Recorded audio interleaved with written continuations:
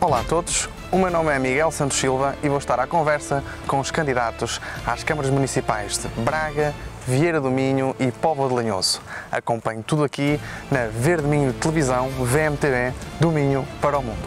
Os vários candidatos vão mostrar as suas ideias e a visão do futuro para os concelhos minhotos. Fique connosco e acompanhe as entrevistas na VMTV. As autárquicas 2025 são na VMTV, Verde Minho Televisão.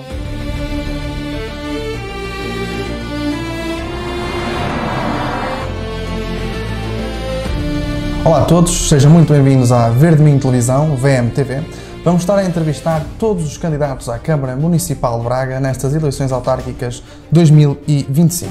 Braga, a capital minhota, um dos concelhos mais dinâmicos do país e que recentemente ultrapassou a barreira dos 200 mil habitantes, apresenta-se às novas eleições com vários candidatos de diferentes forças políticas. Hoje, connosco, temos João Rodrigues, atual vereador do urbanismo na Câmara Municipal de Braga, que nas passadas eleições foi governada pelo executivo do PSD em coligação, que atingiu cerca de 40% dos votos, elegendo 6 vereadores.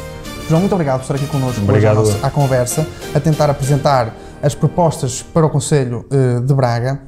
Começava por dizer quem é João Rodrigues e porque é que se candidatou à Câmara Municipal de Braga. Muito bem. Em primeiro lugar, obrigado pelo convite. Eu sou casado, tenho 2 filhos, tenho 37 anos, sou advogado.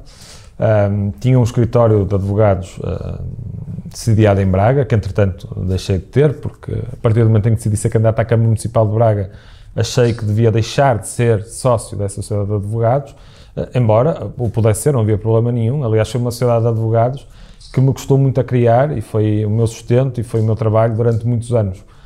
E em 2017 fui convidado pelo atual Presidente de Câmara, Ricardo Rio, para ser vereador na Câmara Municipal, ou para concorrer nessa eleição para um lugar de vereador. Fui eleito e durante os primeiros 4 anos tutelei uma série de pelouros. No segundo mandato tutelei estes pelos quais sou mais conhecido agora, do urbanismo, do planeamento, que são, na minha modesta opinião, mas acho que é consensual, dos pelouros mais importantes que uma Câmara Municipal pode ter, e portanto aprendi muito ao longo dos últimos 4 anos e fiz muito ao longo dos últimos 4 anos, não eu individualmente, como é óbvio, só porque temos uma equipa grande, temos muitos profissionais no município, temos muitas pessoas, temos equipas que nos ajudam nas mais diversas atividades que vamos tendo e os papéis que vamos desempenhando enquanto estamos na Câmara Municipal, mas sim, liderei esses processos. A motivação para ser candidato à Câmara, há 2 ou 3 aspectos que acho que devem ser mencionados. Em primeiro lugar, essa questão da motivação mesmo, é muito importante perceber-se o que é que leva alguém individualmente. E principalmente pelo PSD, depois destes anos todos de governação da autarquia por parte do PSD, é sempre um desafio seguir um legado que acaba de ser deixado. Sim, mas isso, quanto ao partido ou ao conjunto de partidos que represento, nós representamos um projeto que já tem mais de 20 anos, um projeto que, curiosamente, é um projeto que tem partidos, e eu sou militante de um partido, e eu não renego isso, mas é um projeto, por exemplo, onde 90% dos candidatos aos mais diversos órgãos autárquicos são independentes, não têm qualquer filiação partidária. E, portanto, aliás, acho que se há característica que, salvo a redundância, caracteriza este projeto ao longo destes anos e o que o faz ter sucesso, é o de estar completamente aberto à sociedade e não estar fechado nos partidos. Eu dou um exemplo. Nós, na nossa lista à Câmara Municipal, geralmente os 6 primeiros lugares em Braga são os 6 primeiros lugares aos quais se presta politicamente mais atenção, porque são os lugares necessários para se obter uma maioria absoluta em sede executiva municipal, e dos 4 nomes indicados pelo PSD, eu sou o único que sou militante do PSD. Os outros 3 nomes não têm, nem nunca tiveram qualquer ligação formal ao Partido Social Democrata. A número 3 é a professora Hortência Santos, que foi Presidente da Assembleia Municipal, mas que é, sobretudo, diretora do mais importante agrupamento escolar do distrito há mais de 20 anos. É o Rui Marques, que foi Diretor-Geral da Associação Empresarial de Braga durante muitos anos e que foi uma das pessoas, foi uma peça-chave e fulcral para aquilo que foram os últimos anos da Associação Empresarial de Braga, que teve muitos problemas há uns tempos atrás, e ele foi um dos mentores e um dos obreiros desta nova vida que se deu à Associação Empresarial. É uma pessoa com contacto muito permanente e diário, quer com o setor empresarial, com o comércio, com uma série de instituições, e portanto é uma pessoa experimentada. E depois o Luís Rodrigues, que é o diretor da Startup Braga, que foi presidente da Associação Académica da Universidade do Minho e que é uma pessoa que eu tenho como muito competente, talentosa até, e portanto estou a dar 3 exemplos, em 4, eu sou o único que sou militante de um partido e eu não renego isso, porque é muito importante, quando somos, nós mostrarmos aquilo que somos sem qualquer tipo de problema. Eu sou militante de um partido e não tenho problema absolutamente nenhum nisso, antes pelo contrário. E aqui chegados, depois destes anos de governação da coligação do PSD, Quais é que são os maiores desafios que a cidade de Braga atravessa neste momento e que a sua candidatura pretende melhorar? Eu queria só mencionar mais um aspecto relativamente à questão anterior, que é o processo de escolha, não é? Como é que nós chegamos, como é que um partido ou um conjunto de partidos escolhe uma pessoa para ser candidato à Câmara. E o meu processo de escolha foi exatamente igual ao processo que escolheu Ricardo Rio, ao processo que escolheu todos os 308 candidatos às câmaras municipais dentro do PSD. Eu passei por várias fases. Numa fase conselhia, onde o meu nome foi aprovado com mais de 70% dos votos. Numa fase conselhia intermédia, onde mais de 200 pessoas votaram e apenas 2 se abstiveram, todas as outras votaram favoravelmente. Numa fase distrital, onde estão sentados à volta, na mesma reunião, quer a Comissão Política, portanto, a direção do PSD a nível distrital, como representantes de todos os conselhos e alguns presidentes de Câmara do Distrito, e o meu nome foi aprovado por unanimidade. E depois, em Conselho Nacional do PSD, onde foi aprovado por unanimidade, e depois, na Comissão Política Nacional do PSD, onde foi aprovado por unanimidade. Isto parece um pormenor, mas não é. Mas deixe-me e permita-me aqui a provocação, para que seja aprovado no próximo dia 12 pelos bracarenses, quais é que são as prioridades no seu programa? Vamos a isso. Para responder aos desafios que a cidade atravessa. Primeiro, e respondendo também à segunda pergunta que me colocou. Braga, nós temos que perceber, e encarando estas eleições, temos que perceber onde é que nós estávamos há 12 anos atrás, onde é que estamos agora e qual é o caminho que queremos percorrer no futuro. E eu acho que é muito importante, eu tenho tido sempre a preocupação de fazer esta comparação, porque às vezes os sucessos, nós vamos nos habituando aos sucessos, e é bom que assim seja, porque é sinal que eles existem, mas por vezes é preciso relembrar algumas coisas a algumas pessoas. E Braga, em 2013, era uma cidade que perdia pessoas todos os dias, era uma cidade que era das capitais de distrito e mesmo dos concelhos em Portugal que tinha mais insolvências todos os dias, era uma cidade que deixou de ser, à altura, tinha deixado de ser a cidade mais jovem do país. Era uma cidade, por exemplo, eu lembro-me de uma discussão que nós tínhamos recorrentemente, que era o papel da Universidade do Minho, e a discussão era como é que nós devemos manter as pessoas que são formadas na Universidade do Minho em Braga, porque as pessoas, quer as de Braga, quer as de fora, quando terminavam os seus estudos, não tinham um emprego compatível. Primeiro não tinham um emprego, e o que havia não era compatível com a formação e com a qualidade da formação que lhes tinha sido prestada na universidade. E, portanto, iam para o Porto, iam para Lisboa, iam para Aveiro, iam para Coimbra, iam para fora do país, e nós hoje vivemos uma situação completamente contrária. Certo, mas nós somos na última década. Nem tudo é perfeito, mas já lá vamos. Nós, na última década, fomos a cidade que mais viu aumentar a sua população. Isto, obviamente, que traz problemas e traz dores e traz desafios, e já lá vou, mas é importante as pessoas perceberem o percurso.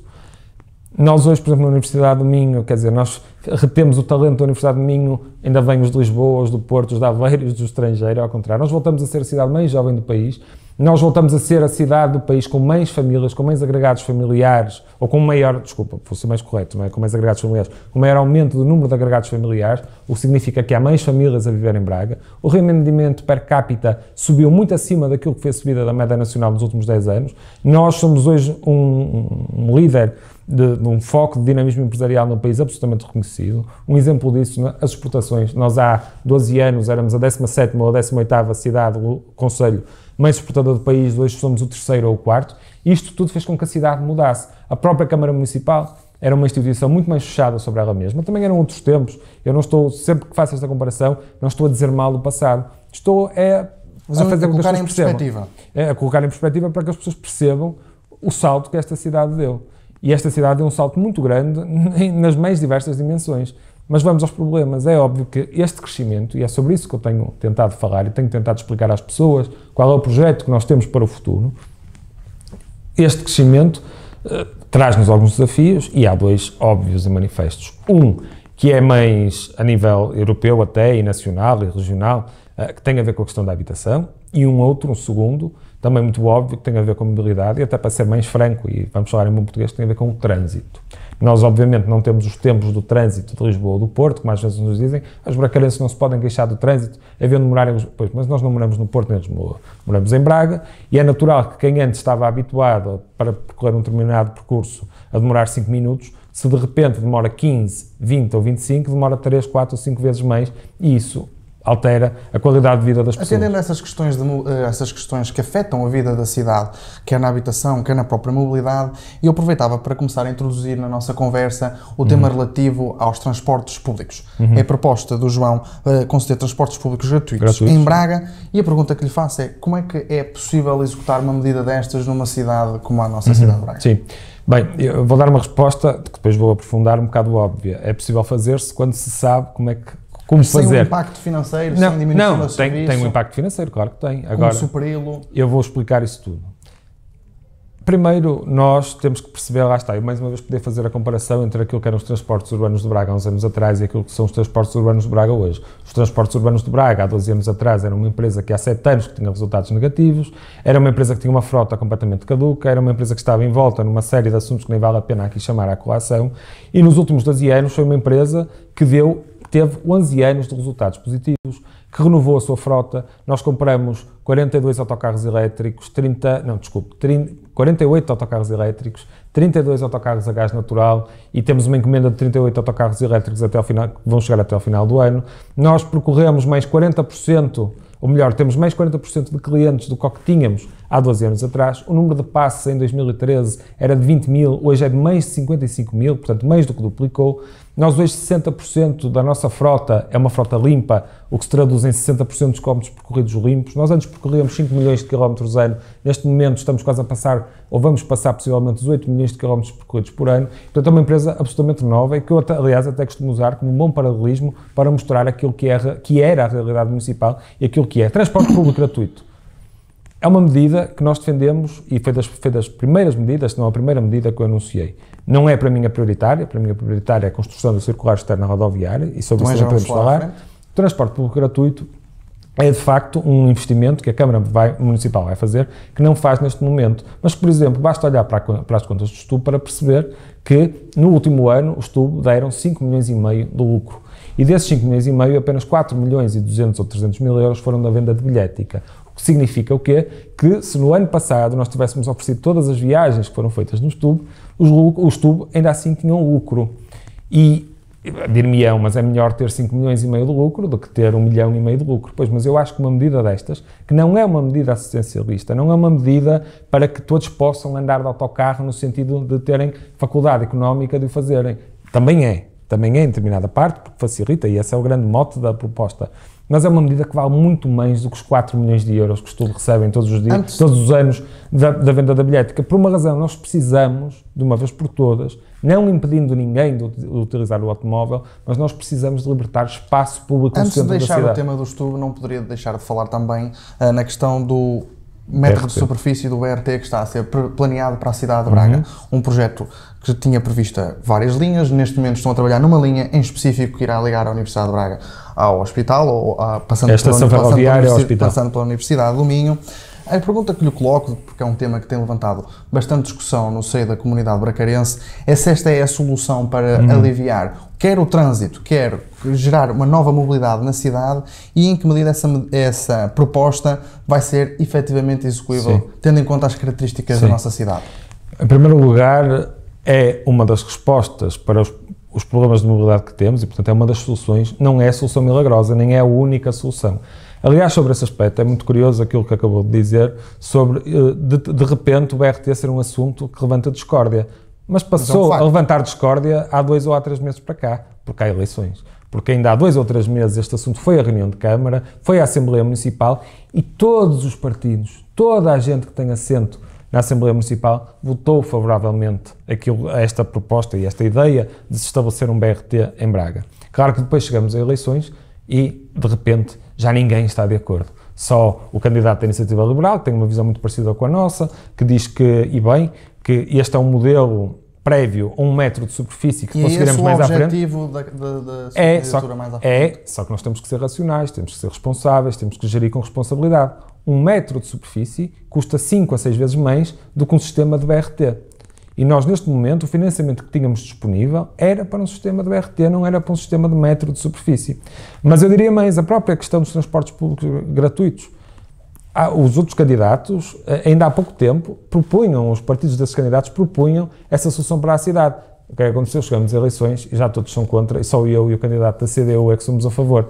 Dou-lhe um exemplo. Há um candidato que era líder de um partido até há 2 meses atrás, deixou de ser porque perdeu umas outras eleições há 4 meses atrás, que, enquanto líder de um partido, viu o seu partido no município do Porto a assinar um acordo de coligação com o PSD, cometendo essa medida uma das medidas prioritárias para o Porto. Eu pergunto, mas os cidadãos do Porto merecem medidas de cidade desenvolvida e os de Braga não? Há cidadãos de primeira e de segunda? Os do Porto merecem a gratuidade e os de Braga não? Penso que ficou clara a questão do STUB, quer do BRT, quer como da questão dos transportes gratuitos, e ainda dentro das infraestruturas, também já abordamos o tema do trânsito, de facto é uma realidade que tem assolado a vida da cidade. A pergunta que lhe faço, uma das grandes propostas é esta variante do Cávado, que está pensada... Não é variante do Cávado, a questão é essa. É uma circular externa que vai para além da variante do Cávado, mas é normal. Ou essa infraestrutura que está pensada na sua candidatura, que vai aliviar o trânsito da cidade. De que medida é que ela se pode desenvolver, como é que se vai desenvolver e em que é que vai contribuir para a vida dos bracarenses? Muito bem. Essa confusão que é feita entre a variante do Cávado e a circular externa rodoviária é tão normal que ainda no último debate na RTP houve um candidato que se referiu à circular externa como sendo a variante do Cávado. A variante do Cávado, tal e qual nós temos falado até agora, é uma parte, se calhar é menos de metade daquilo que é a circular externa que eu proponho para a cidade e que proponho, atenção, não proponho como mera intenção. É uma circular que já vem prevista nos instrumentos do Estado Territorial, designadamente no Plano Diretor Municipal, que eu liderei, foi um processo que eu liderei, portanto é o que eu costumo dizer, eu sei onde é que ela começa, onde é que ela passa e onde é que ela termina. Repare, hoje praticamente 60% do trânsito que entra em Braga vem de 2 sítios. Vem de norte de Vila Verde, de Amares, de Terras do Douro, de Ponte de Lima, e vem deste, da Póvoa de Lanhoso, de Vieira do Minho, e portanto todo este trânsito acaba por confluir, seja para vir para Braga, seja para passar por Braga, tem que passar necessariamente por um troço rodoviário, que é o mais utilizado no concelho, é um dos mais utilizados no país, que é aquele que passa pelo continente, rotunda da rodovia, curva do hospital e até a estação ferroviária. E o que é que nós precisamos? Precisamos que de todo este trânsito, que mais de metade é de atravessamento da cidade, eu vou repetir, não é trânsito que vem para a cidade, é de atravessamento da cidade, mesmo das próprias movimentações, por exemplo, quem quer ir deste para Ferreiros, tem que fazer hoje este percurso, quem quer ir de Pousada para Gondis Alves, tem que fazer este percurso.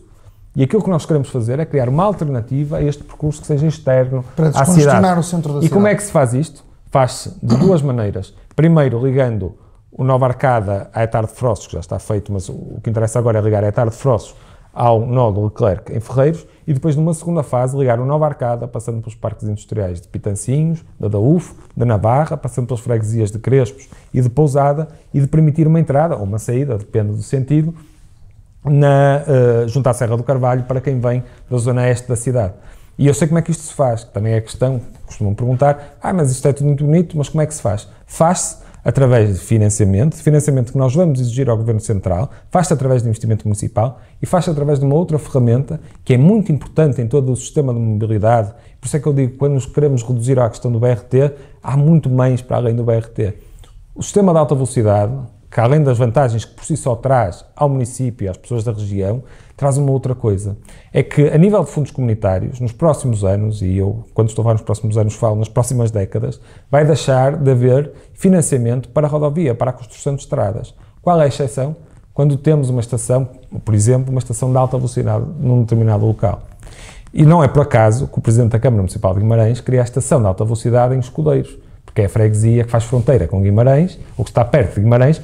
Porquê? Porque ele percebeu que à volta da estação de alta velocidade vai nascer uma rede capilar de mobilidade e que vai haver investimento europeu e nacional no território. Ora, se os nossos maiores problemas de trânsito estão a norte da cidade, se é ali que se encontra o maior problema da cidade, nós, e mesmo, já nem falo só da questão do norte da cidade, da própria cidade num todo e da região, significa que termos a estação de alta velocidade naquele local, significa, repito, que todos os investimentos que sejam feitos ao nível de mobilidade e sejam financiados pelas instituições europeias vão estar concentradas ali, vão estar concentradas em Braga. Por isso que quando às vezes ouço, além da quase irresponsabilidade, eu vi gente dizer, e candidatos à Câmara Municipal dizerem, que queriam uma estação de alta velocidade no centro da cidade.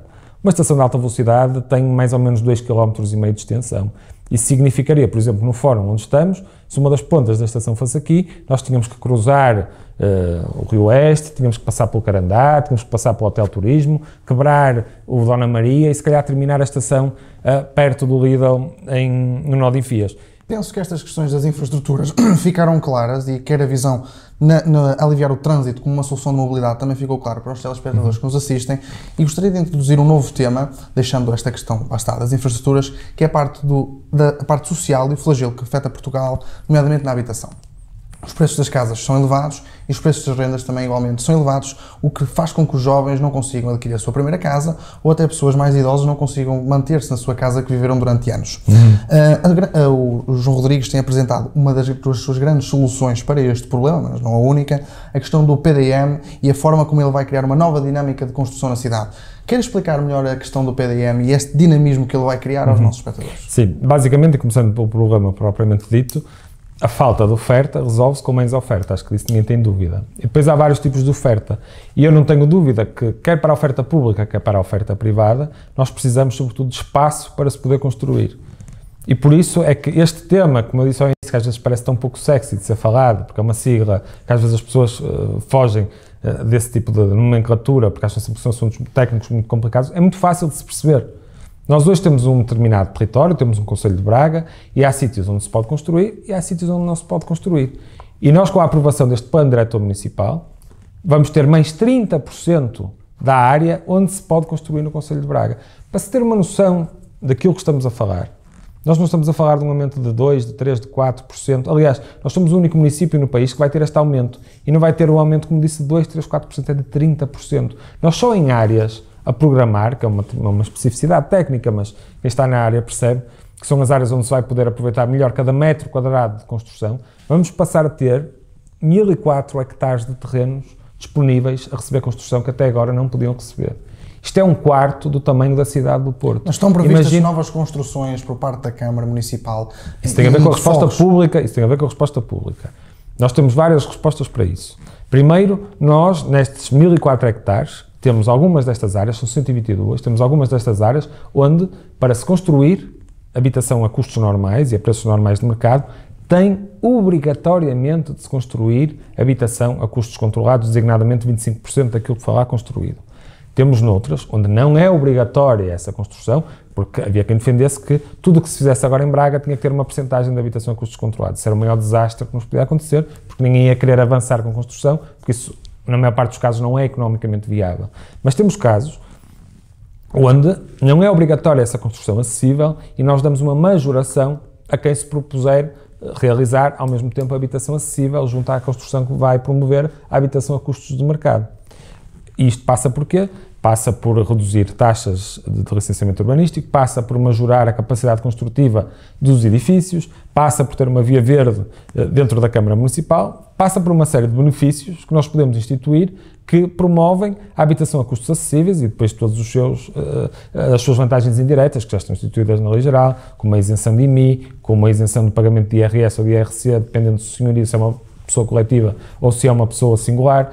E, portanto, nós temos noção que estas são soluções e são as melhores soluções, não há outras melhores do que isso, eu tenho a certeza absoluta. E basta falar com quem está dentro da área, basta falar com quem está dentro da área da promoção da habitação para perceber a grande ferramenta que Braga vai passar a dispor no futuro. Mas, repito, há ainda uma outra vertente que tem a ver com a habitação pública a custos controlados e o Governo, felizmente, já anunciou que vai disponibilizar quantias às autarquias e aos municípios, e nós temos sido um bom aluno, para não dizer o melhor aluno do país, numa série de dossiês, e portanto também nesta área da habitação queremos ser compensados por isso, queremos que grande parte dessa quantia venha para Braga, para que Braga possa também, do ponto de vista público, promover habitação pública a custos acessíveis, que, atenção, não significa que vamos andar a espalhar bairros municipais pela cidade como se fazia há 20 ou há 30 anos atrás. É habitação para a classe média, é habitação para os mais jovens, é habitação para quem já oferece. Não estou a dizer que vamos acabar com a habitação apoiada para quem mais necessita, não é isso que estou a dizer.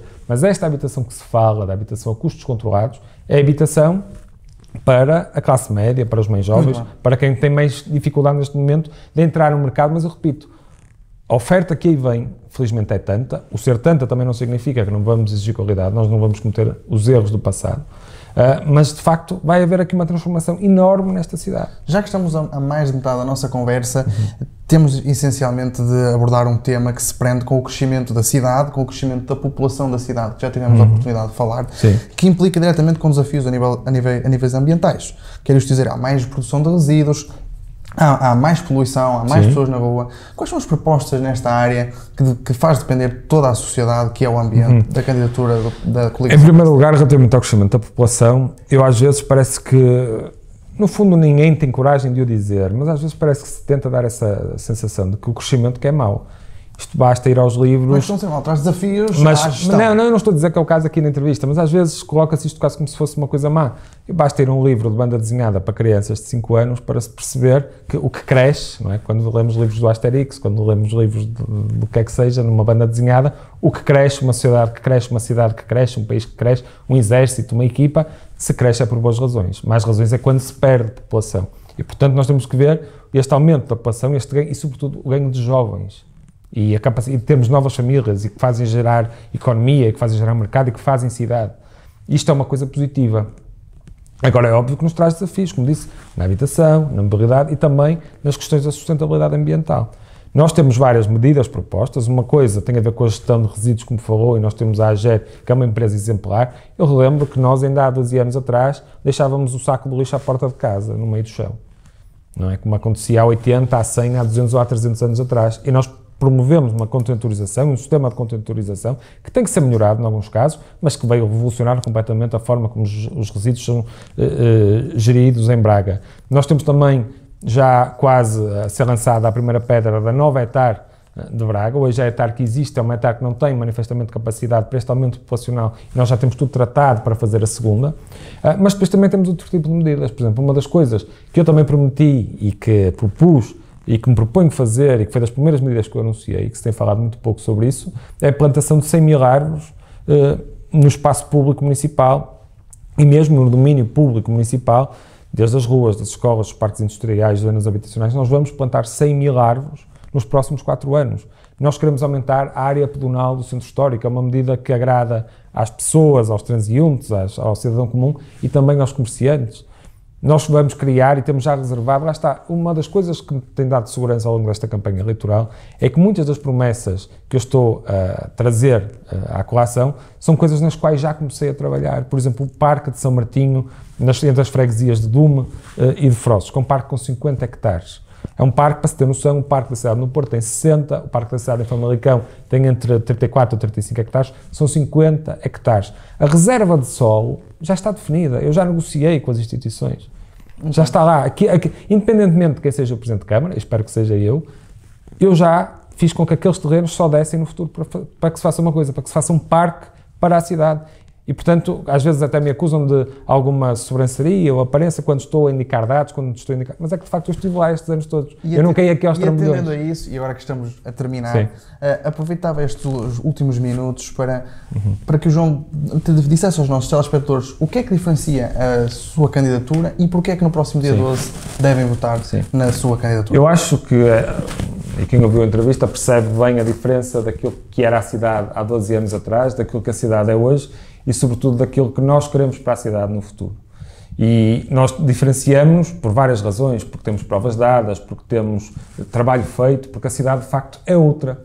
E a opção que os bracarenses têm que seguir no próximo dia 12 de outubro é entre duas. Nós ou regressamos ao passado, ou regressamos a opções de passado, que são assumidamente opções de candidatos adversários à nossa candidatura, que têm todo o direito, obviamente, de se candidatar, mas que oferecem soluções, por exemplo, como a criação de uma empresa gestora de equipamentos municipais. Nós acabamos de acabar com a SEGEB, nós acabamos finalmente com aquele contrato de pagar os 600 mil euros por mês em relevados sintéticos em freguesias algumas que nem sequer clubes de futebol têm.